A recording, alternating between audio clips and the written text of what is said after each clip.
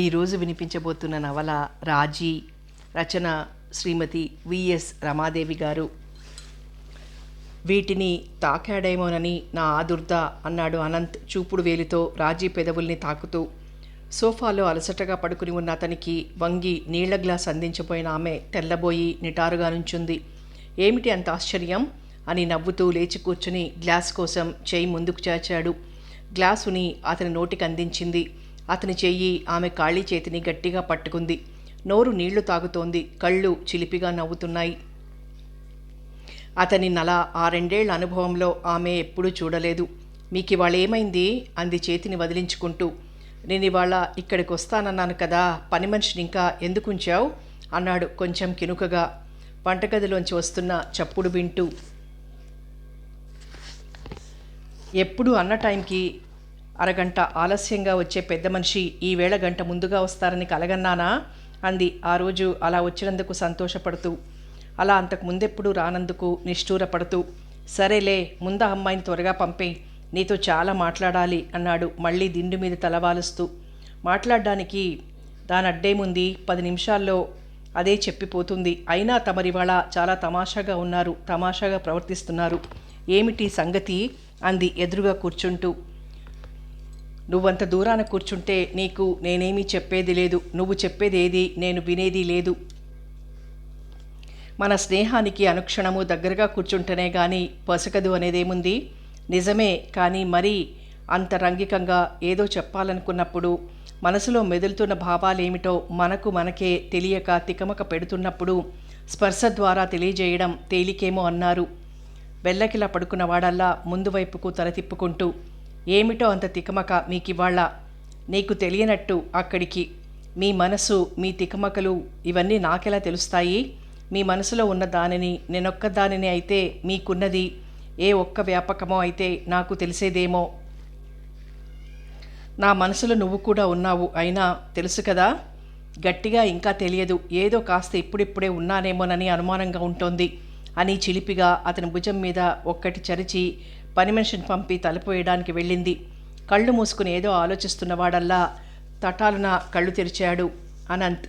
రాజీ వచ్చి తన పొట్ట పక్కనే చోటు చేసుకుని సోఫాలో కూర్చోగానే ఆలోచనలు ఎటో ఉన్నాయి, కళ్ళు మాత్రం ఆమె ముఖం మీదున్నాయి. చెప్పండి, ఏమైంది మీకు ఇవాళ? ఆమె 2 చేతులు అతని 2 చెంపలు నిమురుతున్నాయి.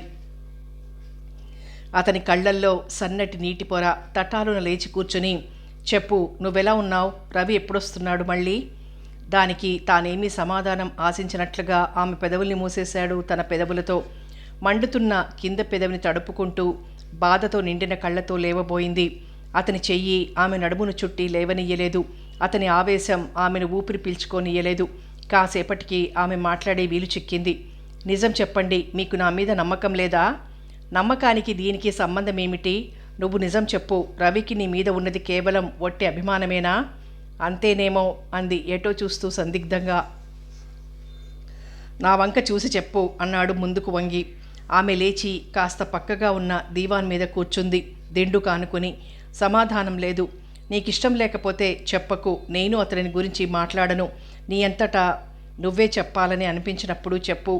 మన బాంధవ్యంలో ఒకళ్ళకొకళ్ళం మనసులోనిదంతా చెప్పుకొని భారం దించుకోవాలనుకునే ఆత్మీయత తప్ప ఒకరి నుంచి మరొకరం ఏమీ దాచకూడదనే నిబంధనలేమీ ఉండకూడదు అన్నాడు ఆమె దగ్గరకు వచ్చి భుజం నిమురుతూ. డోర్ బెల్ మోగింది. ఆమె తట్టాలున లేచి చేతివాచి చూసుకుంది.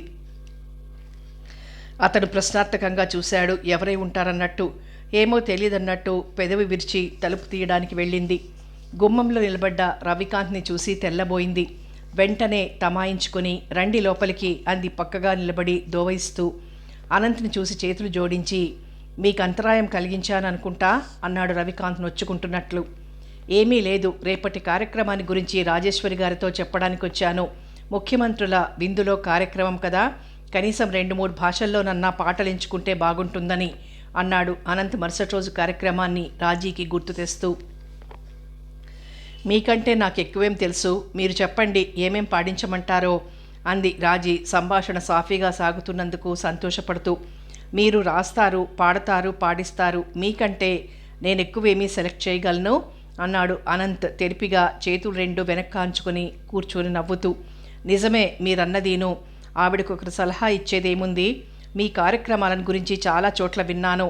అయితే ఇవి నిజంగా ఉపయోగకరంగా ఉన్నాయంటారా ఎవరికైనా? అన్నాడు రవికాంత్ ఉత్సుకత చూపుతూ. ఉపయోగంగా ఉన్నాయా అంటే తిండి బట్ట అంత ఉపయోగంగా ఉన్నాయని నేను చెప్పను. కానీ ఏ క్షణం మృత్యుదేవత కౌగిలించుకుంటుందో అన్న అనుమానంతో గజగజలాడే చలిలో వణుకుతూ, భోరున కురిసే వర్షంలో తడుస్తూ నానా యాతన పడే మన సైనికులను ఏ ఒక్క క్షణం ఆట పాటతో ఆనందపరచగలిగినా చాలేమో కదూ అన్నాడు అనంత్. అలా తాను ముఖ్య సలహాదారుడుగా ఉంటూ నడుపుతున్న ఆ యూనిట్ గురించి, తన పథకాన్ని గురించి, ముందు ముందు దానిని తానెలా నడుపుదామనుకుంటున్నది ఎంతో ఆసక్తిగా రవికాంత్కి చెప్పుకుపోతున్న అనంత్ని చూసి ఏమనుకోవాలో తెలియని రాజీ వంటగదిలోకి వెళ్ళింది కాఫీ చేసుకురావడానికి. ట్రేలో కాఫీ కప్పులతో గుమ్మంలో నిలబడి ఏదో సంజాయిషిస్తున్నట్లుగా చూస్తున్న రాజీ ముఖంలోకి చూసి ఒక్కసారిగా ఏదో గుర్తుకొచ్చిన వాడిలా అర్థయుక్తంగా నవ్వి, మీరు లోపలికి ఎప్పుడు వెళ్ళారు? క్షణంలో కాఫీతో ప్రత్యక్షమయ్యారు అన్నాడు అనంత్. దేవతలా అనండి అన్నాడు రవికాంత్ నవ్వుతూ. ఇలా ఈవేళ దేవత అన్నవాళ్లే రేపు దెయ్యమని కూడా అనే అవకాశం ఉంది అంది రాజీ కాఫీ కప్పులిద్దరికీ అందిస్తూ. నేననను, అనంత్ గారు చాలా పెద్ద మనిషి, ఆయన అంతకంటే అనరు అన్నాడు రవికాంత్ కప్పు నోటి దగ్గరకు చేర్చుకుంటూ. అంతవరకు రవికాంత్ని గురించి అంత మదనపడిన అనంత్ అతను రాగానే అవన్నీ మర్చిపోయి ఎంతో సునాయాసంగా, ఎంతో ఆసక్తితో తను చేస్తున్న పనిని, ముందు ముందు దానిని ఇంకా ఎలా విస్తృతపరచాలనుకున్నది వివరించి చెప్పగలగడాన్ని గురించి అబ్బురపడుతూ, ఎలాంటి మనిషియనా అనుకుంటూ ఆలోచనలో పడి ఉన్న రాజీ, మరి నేనొస్తానిక అన్న అనంత్ మాటలకి దిగ్గున లేచి నుంచుంది. అప్పుడే కాఫీ తాగేశారా అంది ఈ లోకంలోకి ఊడిపడుతూ. మీరేదో ఆలోచనలో పడిపోయారు కాఫీ తాగుతూ, మేం కాఫీ మీదే మనసు నిలిపి తాగేశాం అన్నాడు నవ్వుతూ. రవికాంత్ శృతి కలిపాడు. వీరిని పంపించొస్తానంటూ రాజీ అనంత్ వెంట ముందు వరండాలోకి వెళ్ళింది. ఇంకా నువ్వు లోపలికి వెళ్ళు, అతన్ని అలా ఒంటరిగా వదిలి వచ్చేసావేమిటి అన్నాడు. ఆమె మౌనంగా తలదించుకుంది. నేనన్న మాటలన్నీ మనసులో పెట్టుకోకు, మనిషి మంచివాడిలా ఉన్నాడు, సహజంగా ప్రవర్తించే అతనితో రేపు మాట్లాడుకుందాం సావకాశంగా అంటూ చుట్టుపక్కల ఎవరూ లేరని చూసి భయం లేదన్నట్టుగా వీపు తట్టి వెళ్ళిపోయాడు. ఆమె లోపలికి వచ్చేటప్పటికి రవికాంత్ ఎవరికో ఫోన్ చేస్తున్నాడు. ఒక పావు గంటలో వచ్చేస్తాను అని పెట్టేశాడు ఫోన్. ఆమె ఎదురుగా ఉన్న కుర్చీలో కూర్చుంది ఏదో ఒక నిర్ణయానికి వచ్చినట్లుగా. 5:30కి వస్తానని 5 లోపే వచ్చేశారే అంది కొంచెం కరుకుగా. క్షమించాలి, అనుకోకుండా ఒక స్నేహితుడు 5:30కి వాళ్ళింటికి తప్పనిసరిగా టీకి రావాలని బలవంతం పెట్టాడు. ఎంతకీ మీ ఫోన్ నెంబర్ అందలేదు, పాడైందో ఏమో, ఇంట్లోనే ఉంటారు కదా అని చొరవ చేసి వచ్చేశాను. అంత చొరవగా ఎవరు రావడం నాకు ఇష్టం ఉండదు.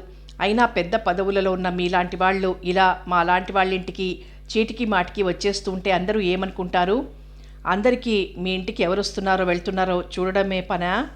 అందరి సంగతి సరే, అనంత్ గారు ఏమనుకుని ఉంటారు? మీకు నాతో పరిచయం ఆయన ఎదురుగా మొన్ననే కదా అయింది. ఇవాళ మీరిలా చొరవగా వచ్చేస్తే ఏమనుకుని ఉంటారు? ఏమీ అనుకుని ఉండరు. ఆయన మాత్రం పెద్ద పదవిలో లేరా? ఆయన రాలేదా? ఎవరి అవసరాల కోసం వాళ్ళు, ఎవరి పనుల మీద వాళ్ళు వస్తూ ఉంటారు, పోతూ ఉంటారు. ఒకరిని గురించి ఒకరం అనుకోవలసిన పనేమీ లేదు అంటూ ఒకసారి చేతి వాచీలో చూసుకుని ఆమెకు దగ్గరగా వచ్చి, ఇటు చూడండి, మీకు నాతో పరిచయం మొన్ననే అయినా నాకు మీతో పరిచయం 4 ఏళ్ల నాటిది.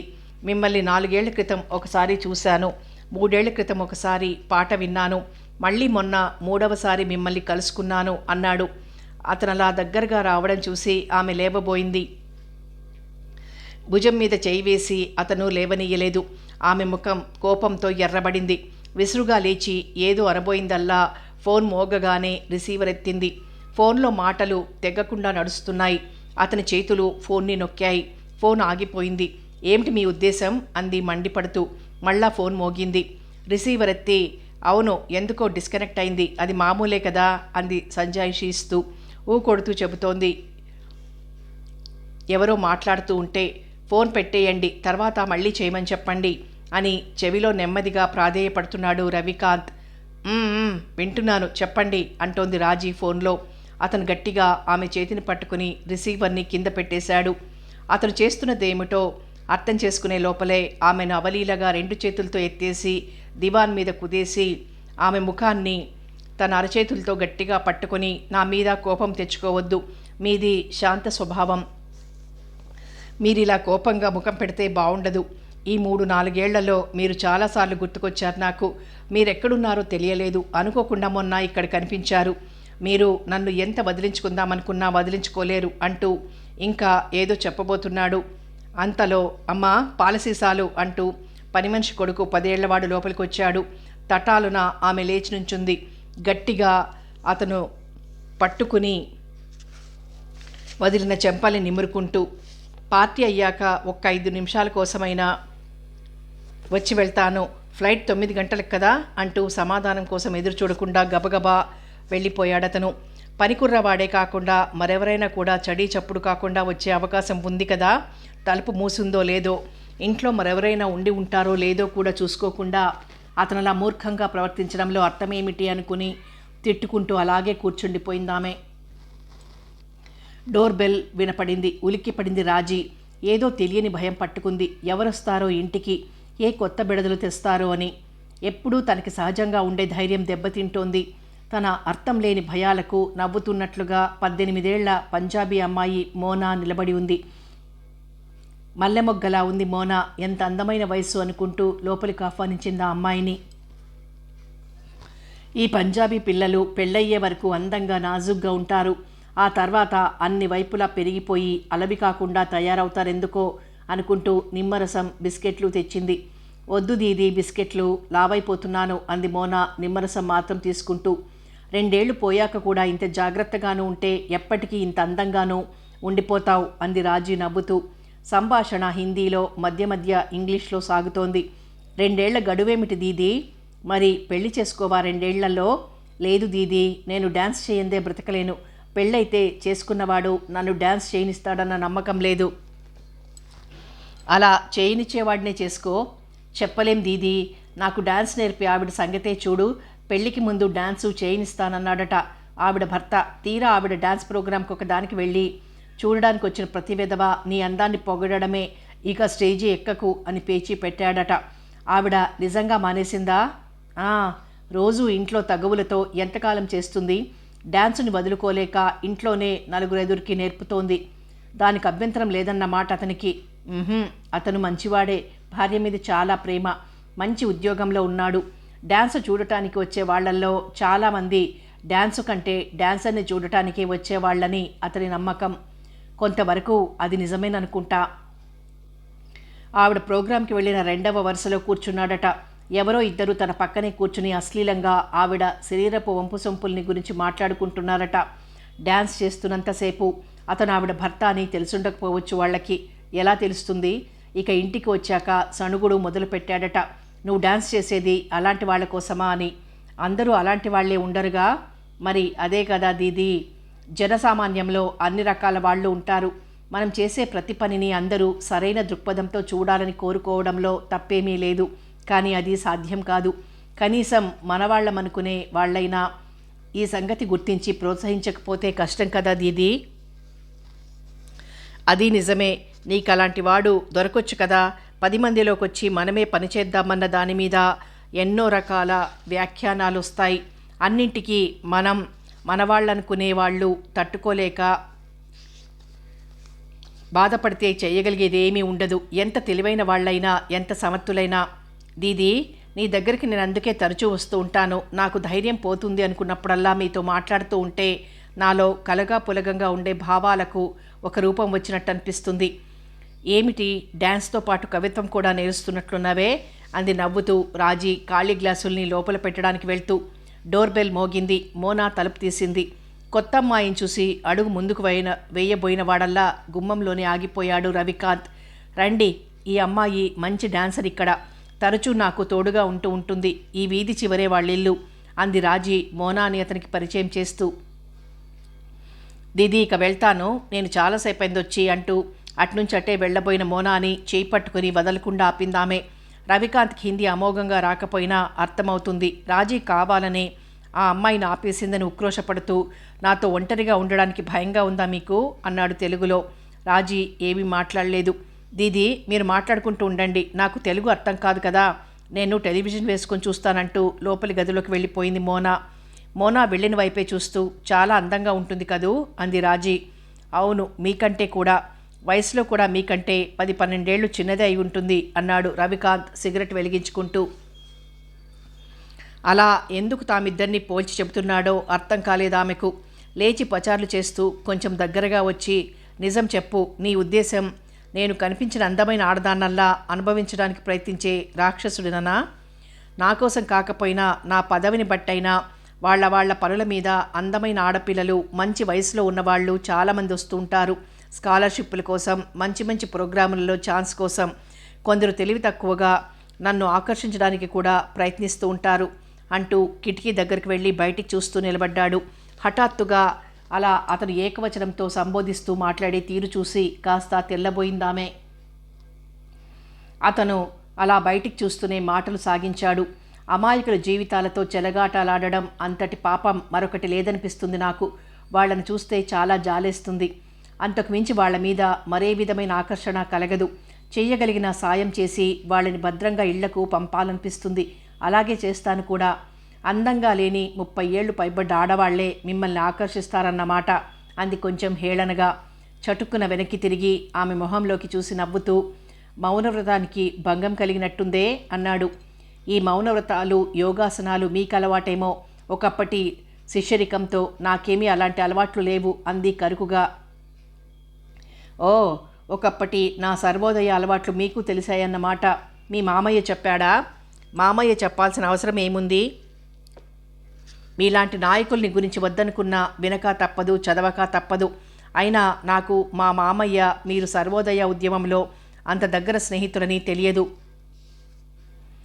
బాగా స్నేహితులమని చెప్పలేను. మేమిద్దరం కొన్నాళ్ళు దానిలో కలిసి పనిచేశాం. అంతకుముందు కొంతకాలం కలిసి చదివాం కూడా.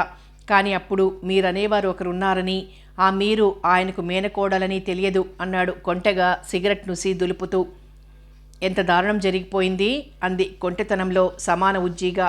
మీరు 3 ఏళ్ల క్రితం పాట పాడినప్పుడు మీ మామయ్యను అడిగాను మిమ్మల్ని గురించిన వివరాలు. అప్పుడే మీ దగ్గరకు వద్దామనుకున్నాను మీ పరిచయం కోసం.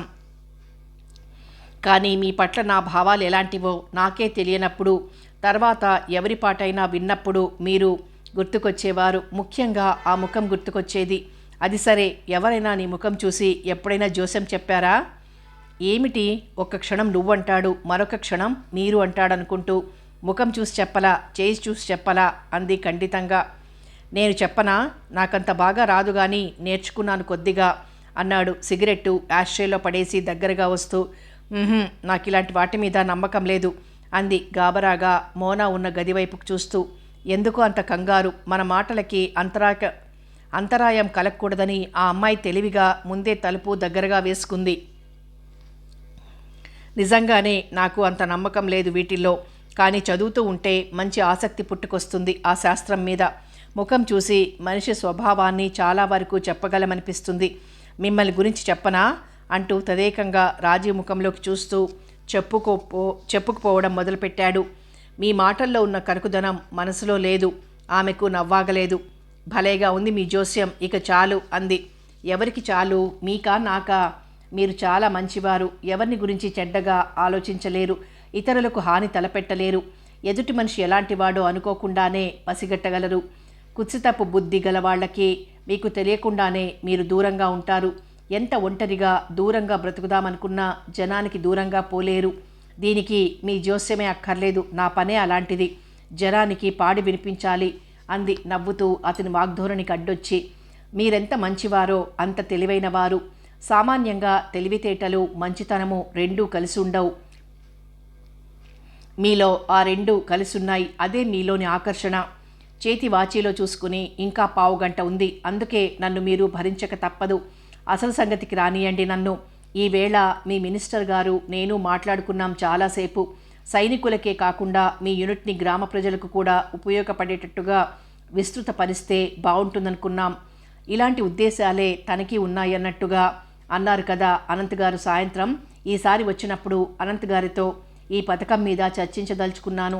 మన భాష మీకే తెలుసును కనుక ఆ పనిని మన రాష్ట్రం వరకు మీరు చేపడతానని మాట ఇస్తే వివరాలన్నీ నేను మళ్ళీ వచ్చినప్పుడు మాట్లాడతాను. నిజానికి సాయంత్రం ఈ విషయాలన్నీ మీతో విపులంగా మాట్లాడటానికి బయలుదేరుతూ ఉండగా మా స్నేహితుడొకడు టీకి రాక తప్పదని పట్టుబట్టాడు. అందుకనే సాయంత్రం తగినంత వ్యవధి లేక మీతో కానీ అనంత్ గారితో కానీ అవన్నీ మాట్లాడడానికి కుదరలేదు. అసలు వచ్చిన పని వేరైతే ఎలా కుదురుతుంది మీకు అంది. మీకెంత కోపం వచ్చినా నాకు సంతోషమే. నేను కర్తవ్యాన్ని మరిచి పక్కదోవలు తొక్కినప్పుడు మీరు సరైన దోవకు తీసుకురాగల వ్యక్తిత్వం గల మనిషిని నాకు నమ్మకం ఉంది. స్వతసిద్ధంగా నాకు భేషజం కబుర్లు చెప్పడం గిట్టదు. నలుగురికి ఉపయోగపడే పనేదో చెయ్యాలని, ప్రజల ఆలోచన రీతిలో కొంత మార్పు తేవాలని, ముఖ్యంగా మన గ్రామాలలో చైతన్యం తీసుకురావాలని ఎన్నో ఆలోచనలు సుడులుగా తిరుగుతూ ఉంటాయి. నాలో చెలరేగే ఈ భావాలకు, రేకెత్తే ఆలోచనలకు మీలాంటి వ్యక్తి ఒకరు ఉంటేనే గాని వాటికి ఒక నిర్దిష్టమైన రూపం దొరకదేమోననే భయం ఒకటుంది నాకు. మీతో పాటు మీ భార్యను కూడా ఈ పనులలోకి ఎందుకు దించకూడదు? నిజమే, కొంతవరకు ప్రయత్నించాను కూడా. ఆవిడ చదువుకున్న వ్యక్తే, అర్థం చేసుకోగలదు కొంతవరకు. నా ఆరాటం అంతగా బోధపడదావిడకు. అది ఆవిడకు అర్థం లేనిదిగా కనిపిస్తుంది. అందరిలాగా నలుగురికి పనులు చేసి పెడుతూ పదవిలో చెడు పేరు తెచ్చుకోకుండా ఉంటే చాలునని ఆవిడ ఉద్దేశం. కానీ నాకు దానితో తృప్తి లేదు. శక్తివంచన లేకుండా ఎంత చేస్తున్నా నేను నిజంగా చేద్దామనుకున్నది ఏమీ చేయలేకపోతున్నానే అన్న బాధే మిగులుతోంది. ఏదో ఆరాటం నన్ను నిలవనీయడం లేదు. కేవలం పదవి పట్టుకు వేళ్లాడటమేనా? పదవిలో లేకుండా మాత్రం చేసేదేముంది? ఎటూ పాలుపోవడం లేదు. చాలా అలసటగా అనిపిస్తోంది ఏమీ చేయలేకపోయినా. మీరనుకున్నదంతా ఒక్క రోజులో సాధించలేరు కదా. అప్పుడే అలా డీలా పడిపోతే ఎలా? బహుశా చాలా రోజులుగా మీరు విశ్రాంతి తీసుకుని ఉండరు. కొద్ది రోజులు అన్నీ మర్చిపోయి ఎక్కడికైనా వెళ్ళి రాకూడదు? అలానే అనుకున్నాను. గంగోత్రి, యమునోత్రికి వెళ్ళొద్దామనుకున్నాను. పుణ్యక్షేత్రాలన్నీ సందర్శించి పుణ్యం మూట కట్టుకుందామనుకునేటంతటి భక్తిభావం నాలో లేదు. రోజు పూజ చేయడం లాంటి నియమాలు కూడా నాకు లేవు. అలా అని నిషేధము లేదు. ఇక్కడికి మొన్న వచ్చి మీ పాట విన్నాక, మిమ్మల్ని చూశాక గంగోత్రి, యమునోత్రి ప్రయాణం ప్రస్తుతానికి మానుకున్నాను. ఇవాళ రాత్రికే తిరుగు ప్రయాణం పెట్టుకున్నాను. అదే మీరు చేసిన పెద్ద పొరపాటు. నిజమే, ఈ రాత్రికే ప్రయాణం పెట్టుకోవాల్సింది కాదు. భలే, మీ తిరుగు ప్రయాణం సంగతి కాదు నేనన్నది, మీ గంగోత్రి, యమునోత్రి ప్రయాణం గురించి అంటూ గబగబా కిటికీ తలుపు మూయడానికి వెళ్ళిందామే. లోపలికి విసురుగా వస్తున్న గాలిని తోసుకుంటూ. తలుపులు మూసి ఈ ఊరిలో ఏ క్షణం ఇలా దుమ్ము రేపుకుంటూ గాలి దుమారాలు వస్తాయో చెప్పడం కష్టం అంది ముఖం మీద పడ్డ దుమ్ము దులుపుకుంటూ. దీదీ, దుమారం మొదలైంది, నే వెళ్తానిక అంటూ రవికాంత్కి నమస్కారం పెట్టేసి బయటికి పరుగు తీసింది మోనా. తీసిన తలుపుల్లో నుంచి దోసిళ్ల కొద్దీ దుమ్ము ఎగబోస్తూ గాలి దూసుకొస్తోంది. దుమారం మరీ ఎక్కువవుతోంది. మీకు టైం కూడా అయిపోతోంది ప్లేన్కి అందామే. ఇక మీరు వెళ్తే తలుపులు మూసుకుంటా అన్నట్లుగా. ఇంత గాలిలో ప్లేను నడుస్తుందంటారా అంటూ ఏదో నంబర్ తిప్పి రిసీవర్ ఎత్తాడతను. జగం, నువ్వేనా? సామాన్ తీసుకుని నేరుగా ఎయిర్పోర్ట్కి వచ్చేయి, నేను అక్కడికే వచ్చేస్తాను. ఏమిటి, నువ్వు మళ్ళీ సరిగ్గా కనుక్కున్నావా? రాత్రి ఫ్లైట్ క్యాన్సిల్ అయిందా? అవును, పార్టీ అనగానే మరొకరింటికి వచ్చాను, అక్కడి నుంచే మాట్లాడుతున్నాను. లేదు, దుమారంలో చిక్కుకోలేదు. సరే, నేను రావడం ఆలస్యం కావచ్చు, నా కోసం కనిపెట్టుకోకండి. ప్రొద్దుటే 5ంటికి లేపండి అంటూ రిసీవర్ పెట్టేశాడతను. వద్దనుకున్న వినబడ్డ సంభాషణతో ఎటూ తోచక అలానే నిలబడిపోయింది రాజీ. దుమ్ము విపరీతంగా లోపలికి వస్తోంది. తలుపులు మీరు వేస్తారా, నేను వెయ్యనా? మీరు వెళ్ళిపోకూడదు, బాగా పొద్దుపోయింది కూడా, తలుపులు వేసుకుంటాను అంది నెమ్మదిగా తల వంచుకొని. ఇంత దుమ్ములో మీరు నన్ను మెడపట్టుకుని బయటకి గెంటినా వెళ్లేది లేదు. డ్రైవర్కి దోవ కనపడాలి కదా కారు నడపడానికి. నా మీద దయలేకపోయినా కనీసం ఆ డ్రైవర్ మీద అయినా దయతల్చి నన్ను కాసేపు కూర్చొనియండి. ఎందుకైనా మంచిది, కిటికీ తలుపులు కూడా తెరిచేయండి. ఎలాగూ రాజమార్గం గుండా దుమ్ము వస్తూనే ఉంది అన్నాడు కరుకుగా. మాట్లాడకుండా వెళ్ళి తలుపులు వేసొచ్చింది. అప్పుడే 9 అవుతోంది, మీ భోజనం ఎక్కడా అంది వంటగదిలోకి వెళ్ళబోతూ వెనక్కి తిరిగి. భోజనం మాట అటుంచి ముందు వార్తలు పెట్టండి అన్నాడతడు తాపీగా సిగరెట్ ముట్టించుకుంటూ. ఆమె లోపలి గదిలోకి వెళ్ళి రేడియో పెట్టింది. వార్తలు మొదలవగానే లోపలి గదికి ముందు గదికి కలిపి ఉన్న గుమ్మంలో నుంచుంది. తెర పక్కకు నెట్టి వార్తలు వింటున్నంతసేపు ఎవ్వరూ నోరు విప్పలేదు. చూశారా, కేంద్ర ప్రభుత్వం కూడా ఇప్పుడు ప్రణాళికలన్నింటిలోనూ గ్రామ పునరుద్ధరణకే ప్రాముఖ్యమిస్తోంది అన్నాడతను ఇక రేడియో ఆపేయమన్నట్లుగా. ఆమె రేడియో మూసేసి, చెప్పండి, మీ భోజనం ఈ పూట ఎక్కడా లేదు. సాయంత్రం ఏదైనా పార్టీకి వెళ్ళినప్పుడు రాత్రికి భోజనం చేయను. 1 కప్పు పాలు తాగి పడుకుంటాను. జాగ్రత్తగా ఉండకపోతే మంచాన పడాల్సి వస్తుంది, అందున పొరుగురిలో అన్నాడు నడుముని సోఫాలోని దిండు సరిచేసుకుంటూ. ఆమె 2 నిమిషాలలో పాలకప్పుతో దివాన్ దగ్గరికి వచ్చింది. కళ్ళు మూసుకుని ఏదో ఆలోచిస్తున్నవాడల్లా కప్పు చప్పుడికి కళ్ళు తెరిచి, మీరు పాలతో ఇలా దేవతలా ప్రత్యక్షమైతే భక్తుడు ఇంతకంటే ఎక్కువ కోరుకునేదేముంటుంది అంటూ కప్పందుకున్నాడు. ఆ మాటల్లో చిలిపితనం ఎక్కడా వినిపించలేదు. తన్మయత్వం తప్పితే, చూపుల్లో కొంటతనం ఎక్కడా కనిపించలేదు. ఆరాధన తప్పితే. ఆమె తలదించుకుని లోపలికి వెళ్ళబోతుంటే, మీ భోజనం మాటేమిటి అన్నాడు. నేను అంతే, సాయంత్రం ఏదైనా ఎక్కువగా తీసుకుంటే రాత్రి కాఫీ తాగి పడుకుంటాను. నాకు ముసలి వయసు వచ్చేస్తుంది కదా మరి అంది చిన్నగా నవ్వుతూ. 30 ఏళ్లకే ముసలితనమా? అంత వయసు కూడా నిజానికి మీకుందో లేదో కూడా. మగవాళ్ళు 40 ఏళ్లకే ముసలి వాళ్ళైతే ఆడవాళ్ళు 30 ఏళ్లకే ముసలి వాళ్ళవడంలో అబ్బురమేముంది? నాకు 40 అని ఎవరు చెప్పారు? 45. నాకు 30 అని ఎవరు చెప్పారు? 32. అతనికి నవ్వుతో పొలమారింది. మీ ఆవిడ తలుచుకుంటున్నట్టున్నారు. ఆవిడకు పిల్లలతో తీరిక ఉండదు నన్ను తలుచుకోవడానికి అని మీ అపోహ కాదు, నిజమే. ఎప్పుడూ ప్రభుత్వపు పనుల మీద, ఇతర రాజకీయపు పనుల మీద తిరుగుతూ ఉంటాను. నా సౌకర్యాలు చూడటానికి నా సిబ్బంది ఉంటారు. అందుచేత తను స్థిమితంగా పిల్లల సంగతి చూసుకుంటుంది.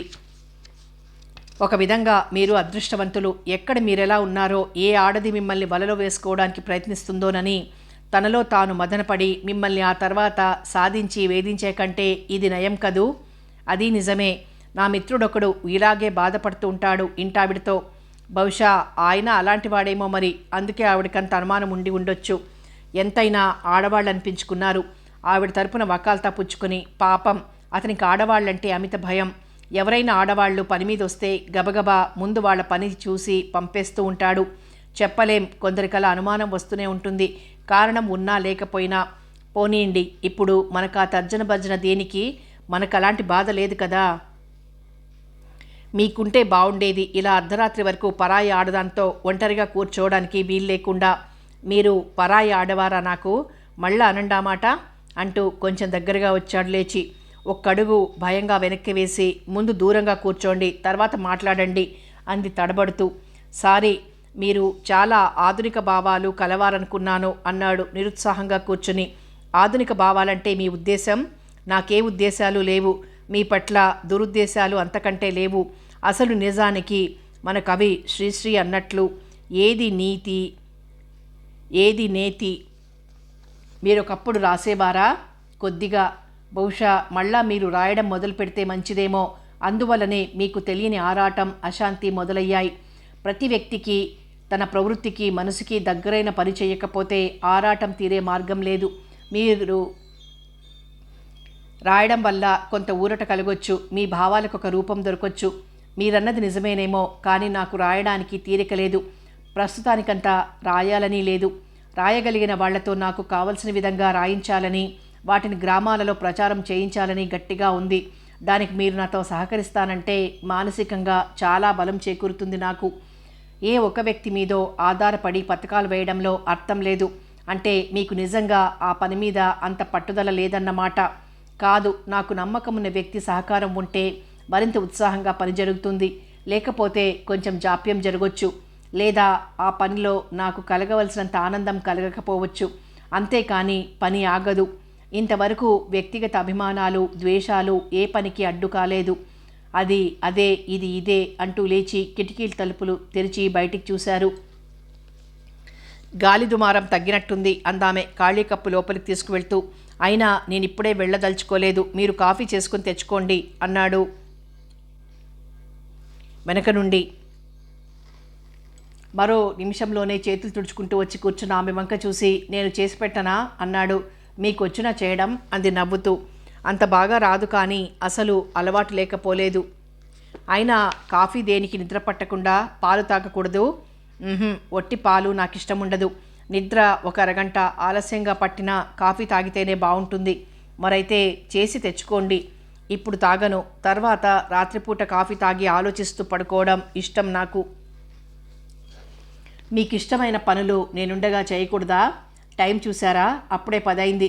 డ్రైవర్ ఎంతసేపని కాచుకొని కూర్చుంటాడు తిండి లేకుండా? కాచు కూర్చున్నాడని ఎవరన్నారు? నాకిచ్చిన కారుని స్నేహితుడింటి నుంచే పంపేశాను. స్నేహితుడి కారులోనే ఇక్కడికి వచ్చాను. వెంటనే దాన్ని కూడా పంపేశాను. మరి ఇందాక డ్రైవరు దోవ కనపడకపోవడం అని ఏదో అన్నారు. ట్యాక్సీ నడిపేవాడిని మాత్రం డ్రైవర్ అనరా ఏమిటి? చెప్పేవన్నీ అబద్ధాలు. మళ్ళీ అబద్ధాలు చెప్పినట్లు కనబడకూడదు. అయినా ఇవన్నీ నాకెందుకు కానీ మీరింక వెళ్ళిపోండి. ఎవరైనా చూసినా బాగుండదు. ఎవరి కోసమో మాత్రమే బ్రతుకుతున్నారా మీరు? నేను బ్రతకకపోవచ్చు. మీలాంటి వాళ్ళు ఇలాంటి విషయాలలో చాలా జాగ్రత్తగా ఉండాలి. ఇప్పుడు నేను చేస్తున్న ఘోర అపరాధం ఏమిటి? ఒక మంచి వ్యక్తి ముందు చల్లపాటి వేళ మనసులోని ఆవేదనంతా వెళ్ళబోసుకోవడం కూడా అపరాధమేనా? నేను ఇలా కూర్చుని మాట్లాడడం మీకు ఇష్టం లేకపోతే చెప్పండి.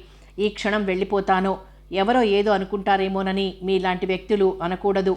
నాలాంటి వ్యక్తులంటే మీలాంటి వ్యక్తులంటేనా? దేవతల్లాంటి వారు అన్నాడు అరమోడుపు కళ్ళతో. మీకు ఉత్ప్రేక్షలలోనే తప్ప మాట్లాడటం రాదనుకుంటాను. మీకు కళ్ళు మూతలు కూడా పడుతున్నాయి. ట్యాక్సీకి ఫోన్ చేస్తే అంది ఫోన్ దగ్గరికి వెళ్తూ. ఈ మాత్రం విశ్రాంతి కూడా తీసుకోవద్దంటే మీ ఇష్టం, ఫోన్ చేయండి అన్నాడు కళ్ళు తెరవకుండానే. ఎత్తిన రిసీవర్ పెట్టేసి సాలోచనగా నిలబడిందామే. ఆ సమస్య నుంచి ఎలా అవతల పడాలో తెలియక తికమక పడుతోంది. వెనుకగా మెడ మీద వెచ్చగా ఊపిరి తగిలింది. తల వెనక్కి తిప్పి చూసింది గిరుక్కన. ఫోన్ చేయి ట్యాక్సీకి అన్నాడు చీరపోయిన గొంతుతో అతను. కిమ్మనకుండా ఫోన్ చేసి అలాగే ఫోన్ మీద చేయుంచి తల వంచుకుని నిలబడిపోయింది. అతను కొద్ది దూరంలోనే కళ్ళు మూసుకుని నిలబడిపోయాడు. ఎవరి నోట మాట లేదు. బయట ట్యాక్సీ హారన్ వినబడింది. ఉలిక్కి పడ్డట్టు అతను కళ్ళు తెరిచాడు. ఆమె టెలిఫోన్ మీద నుంచి చేయి తీసింది. మరుక్షణం అతని రెండు చేతులు బరువుగా ఆమె భుజాల మీద పడ్డాయి. ఆ బరువుకి అక్కడే ఉన్న కుర్చీలో కూలబడింది. అతను మోకాళ్ల మీద కింద కూర్చుని ఆమె గుండెల్లో తలదూర్చుకున్నాడు. నన్ను నీ నుంచి వేరు చేయలేవు. నేను నీలో ఒక భాగాన్ని. నన్ను నెట్టేయడానికి ప్రయత్నించకు. దానివల్ల ప్రయోజనం లేదు. తనలో తాను మాట్లాడుకుంటున్నట్టు అంటున్నాడు. ట్యాక్సీ హారన్ మళ్ళీ వినపడింది. ఆమె తటాలున లేచి నిలబడబోయింది. అదే సమయంలో ఎత్తిన అతని తల ఆమె గడ్డానికి గట్టిగా కొట్టుకుంది. అబ్బా! అలా అన్నది అతను, ఆమె కాదు. ఆమె స్థాణువులా నిలబడిపోయింది. నన్ను నమ్ము. నీ ప్రేరణ లేకపోతే నాకు శాంతి ఉండదు. నేను చేద్దామనుకున్నవన్నీ సవ్యంగా చేయలేకపోవచ్చు. నేను ఇక్కడికి వచ్చినప్పుడల్లా నీ దగ్గరికి వచ్చి కాసేపు కూర్చుని నా మనసులో ఉన్నదంతా నీకు చెప్పుకొని వెళ్ళడానికి మాత్రం అనుమతి ఇయ్యి. ఇంతకంటే నేను నీ నుంచి కోరేది ఏమీ లేదు. నాకు తెలుసు నీకు నా దగ్గర నుంచి కావాల్సిందేమీ లేదు అంటూ తల బలంగా తగిలిన ఆమె గెడ్డాన్ని చేత్తో మృదువుగా నిమిరి వెనుదిరిగి చూడకుండా వెళ్ళిపోయాడు. తెలతెలవారుతుండగా ఫోన్ మోగడంతో తుళ్ళిపడి లేచింది రాజీ. రాజీ, నేను రవిని. నిద్రలేపాను కదూ. నా మాట నమ్ము రాజీ. నీ జీవితంలో నేనే అల్లకల్లోలాన్ని లేపను. నాకు నీ దగ్గర నుంచి కావాల్సింది శాంతి. మాటి మాటికి నిన్ను కలవడానికి వీలు పడదు నాకు.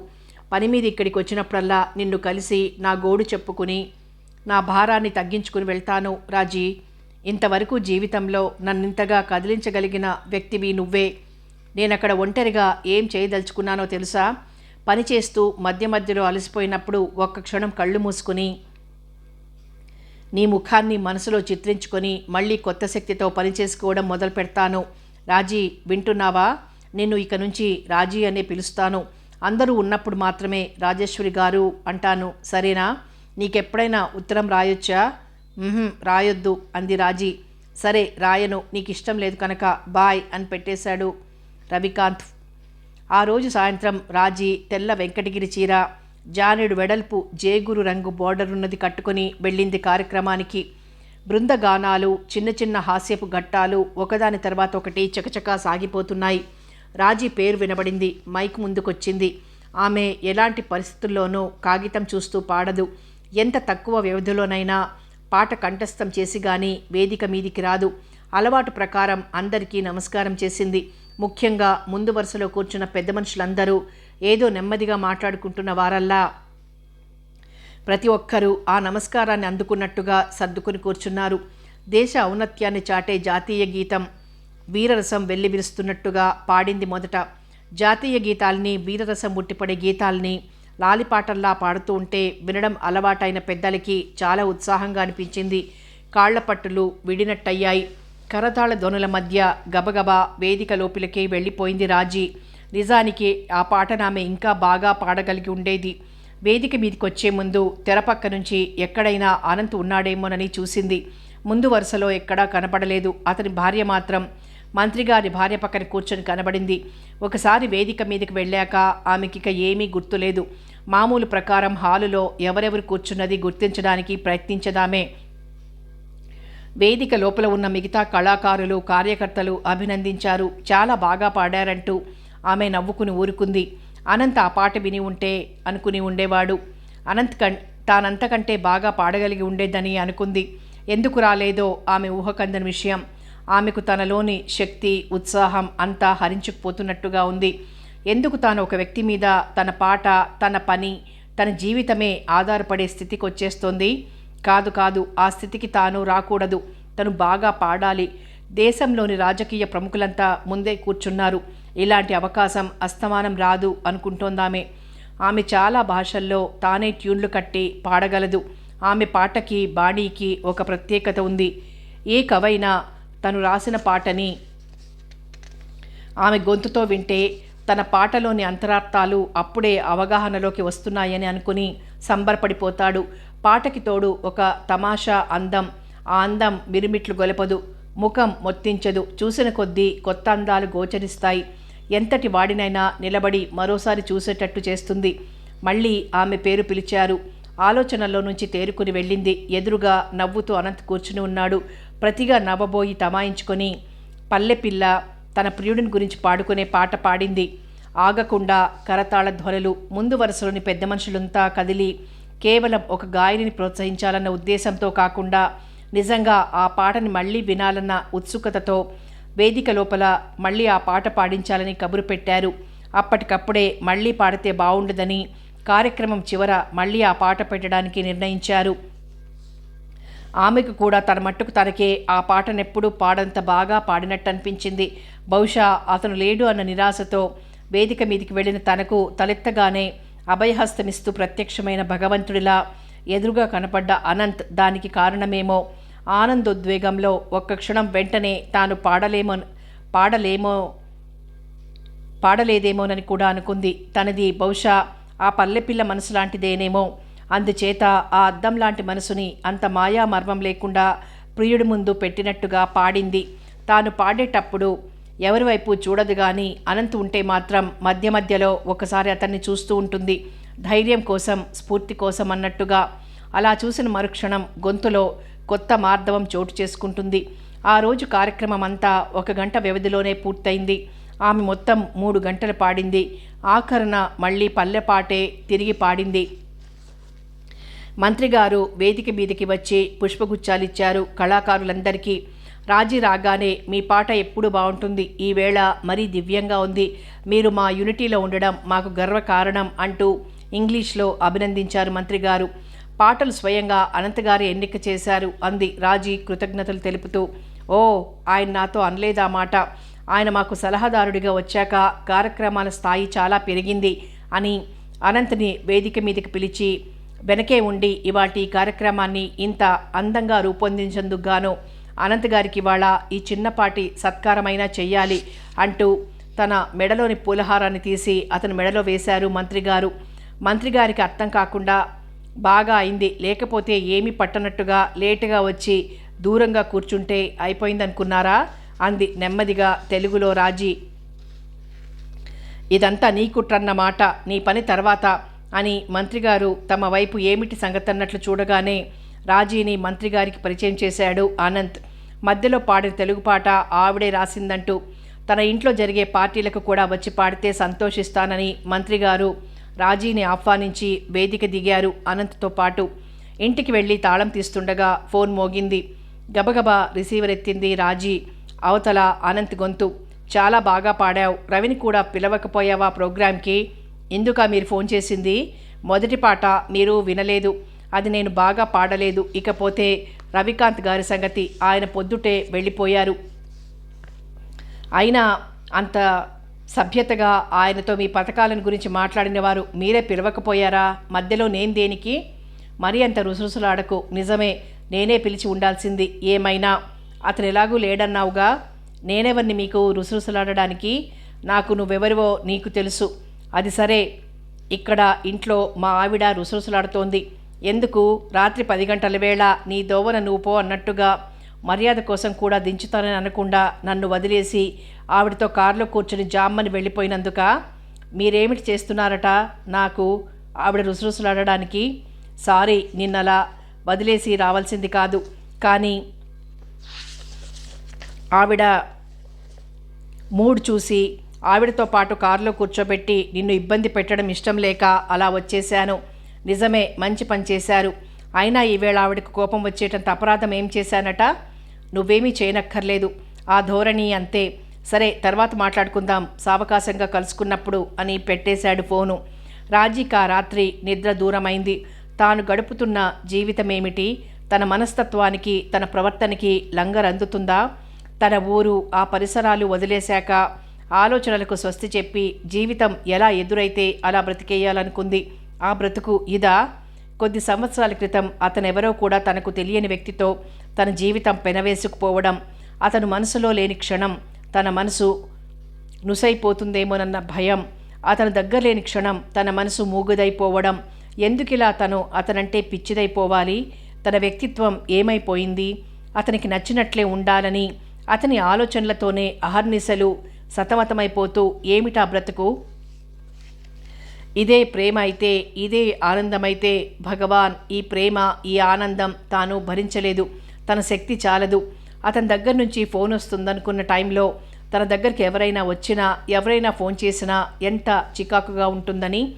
తాను స్నానం చేస్తూ ఉండగా ఎక్కడ ఫోన్ చేస్తాడో, తానెక్కడ అతని ఫోన్ని అందుకోలేకపోతుందోననే ఆదుర్దాతో ప్రతిరోజు ఆద్రాబాద్రాగా స్నానం, అతను ఊరిలో లేనప్పుడే సావకాశంగా తన సంగతి తాను చూసుకోవడం. మిగతా ప్రపంచానికి తాను దూరమైపోతోంది. ఆఫీస్లో తనతో పనిచేసే వాళ్లతో స్నేహం పంచుకోలేదు. వాళ్ళకి తన ముభావ స్వభావం, తన లోకంలోనే తాను ఉండడం కొరుకుడు పడిన సమస్య. తానేదో వాళ్లకు అర్థం కాని చిక్కు ప్రశ్నలా ఉంది కనుక దానిని ఎలాగైనా పరిష్కరించాలని అందరూ తమ తమ శక్త్యానుసారం ప్రయత్నించడం. దాంతో రకరకాల రంగుల కథలు. కానీ అసలు కథ ఎవ్వరికీ బోధపడినట్లు కనపడదు. నిజానికి అసత్యానికి ఉన్న ప్రచారం సత్యానికి ఉండదు. అబద్ధం అందంగా రంజుగా ఉంటుంది. మనకెంత సుందరంగా ఉండాలనుకుంటే అంత సుందరంగా మలుచుకోవచ్చు. ఎన్ని నగిషీలైనా చెక్కుకోవచ్చు. సత్యానికి మెరుగు పెట్టడం ఎవరితనం? కానీ కొద్దిగా ఆఫీస్లో అనంత్కి తన మీద ప్రత్యేక అభిమానం ఉన్నదున్నట్లుగా వదంతి మొదలైనట్టుంది. నిజానికి ఆఫీస్లో అతను తనని 1-2 సార్లు కంటే ఎక్కువ చూడనే లేదు. ఇద్దరిది ఒకే భాష కావడం వల్ల తాను అతనికి దగ్గరయ్యే అవకాశం ఉందని అందరి అంచనా.